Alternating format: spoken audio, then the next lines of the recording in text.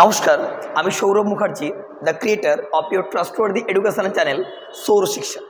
আজকের ভিডিওতে আলোচনা করব subject political science class 11 first semester. যারা এই সাবজেক্টটাকে সিলেক্ট করেছো তোমাদের পাঠ্য বিষয় হিসাবে, তারা আনডাউটেডলি খুব ভালো কাজ করেছো।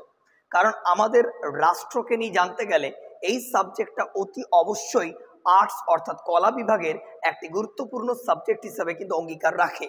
যাই হোক, আজকের বিষয় আমরা টোটাল সিলেবাস কী আছে দেখে নেব, তার সঙ্গে কোয়েশ্চেন প্যাটার্ন, তার সঙ্গে আমাদের কি প্রজেক্ট করতে হবে, প্রজেক্টের বিষয় কি থাকবে, প্রজেক্ট কিভাবে আমরা নির্ণয় করব, তার খুঁটিনাটি বিশ্লেষণ আজকের ভিডিওতে। না টেনে পুরোটা দেখো। যদি আমাদের আজকের চ্যানেলে নতুন হয়ে থাকো তো অবশ্যই সাবস্ক্রাইব, পাশের বেল আইকন প্রেস করে তোমরা এটা বন্ধুদের মধ্যে একটু শেয়ার করে দিও। তো চলো শুরুটা করি। দেখো, সাবজেক্ট পলিটিক্যাল সায়েন্স অর্থাৎ রাষ্ট্রবিজ্ঞান, ঠিক আছে। এবার গল্পটা দেখো, রাষ্ট্রবিজ্ঞানের একটা বিষয় আমরা সেমিস্টার 1-এর গাইডলাইন্স নিয়ে আলোচনা করব আজকে। আর কন্টেন্টে কি আছে প্রথম দেখব। দেখো, 1 নাম্বার চ্যাপ্টার রাষ্ট্রবিজ্ঞান প্রকৃতি ও পরিধি, অর্থাৎ রাষ্ট্রবিজ্ঞান জিনিসটা কাকে বলে এই চ্যাপ্টার থেকে আমরা শিখব। অর্থাৎ যে বিজ্ঞান রাষ্ট্র, রাষ্ট্রের প্রকৃতি, রাষ্ট্রের ক্ষমতা, রাষ্ট্রের কার্যাবলী এগুলো নিয়ে আলোচনা করে তাকেই তো আমরা রাষ্ট্রবিজ্ঞান বলবো, যার ইংরেজি পলিটিক্যাল সায়েন্স। এরপর সায়েন্স কেন বলা হচ্ছে তার বিশ্লেষণ থাকবে যখন আমরা ক্লাসটা তোমাদের স্টার্ট করব সেই ক্লাসে। আজকে একটু কন্টেন্টগুলো দেখে নিই। 2, রাষ্ট্র এর সংজ্ঞা কি, এর বৈশিষ্ট্য কি। দেখো, রাষ্ট্রটা শুধুই হয় না, রাষ্ট্রের অবশ্যই কতগুলো বৈশিষ্ট্য দরকার।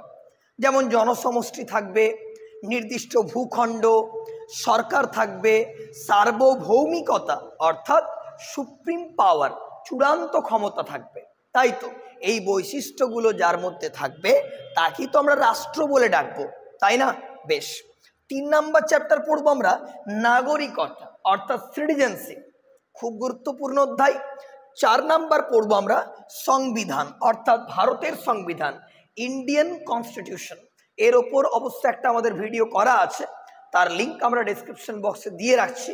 তোমরা সংবিধান সম্পর্কে গুরুত্বপূর্ণ তথ্য সেই ভিডিওটা থেকে কিন্তু তুমি জানতে পেরে যাবে। যাই হোক, নেক্সট সংবিধানের প্রণয়ন অর্থাৎ সংবিধান রচয়িতা বা রচিত হয়েছিল আমরা জানি সেটা 1949 সাল, আর কার্যকরী হয়েছিল আমাদের 1950 সাল 26 জানুয়ারি। জানি তো, যেদিন আমরা রিপাবলিক ডে বা প্রজাতন্ত্র দিবস বলে জানি।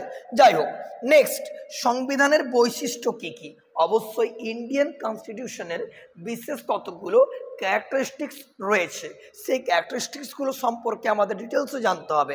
আর আমরা জানি ইন্ডিয়ান কনস্টিটিউশনের ফাদার বলা হয় অর্থাৎ জনক বলা হয় ডক্টর B.R. আম্বেদকর, ভীমরাও রামজি আম্বেদকর। যাই হোক, এবার গল্প হচ্ছে এই টপিকগুলো সম্পর্কে আমরা জেনে গেলাম।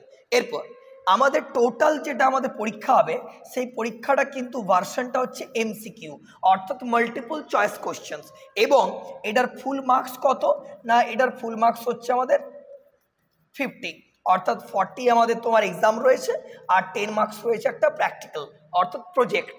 যাই হোক, রাষ্ট্রবিজ্ঞান ফার্স্ট চ্যাপ্টার থেকে 4টে MCQ আসবে, রাষ্ট্র সংজ্ঞা থেকে আমাদের 5টা MCQ আসবে, নাগরিকতা থেকে 7টা MCQ, সংবিধানের সংজ্ঞা শ্রেণীবিভাগ থেকে 6টা MCQ, সংবিধান প্রণয়ন থেকে 8টা MCQ, সংবিধানের বৈশিষ্ট্য থেকে 10টা MCQ।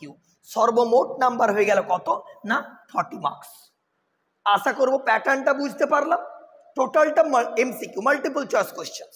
এবারে এই যে 10 নাম্বার রয়েছে তার একটা ক্রাইটেরিয়া কি যাব না, সেটার জন্য আমাদের একটা প্রজেক্ট করতে হবে।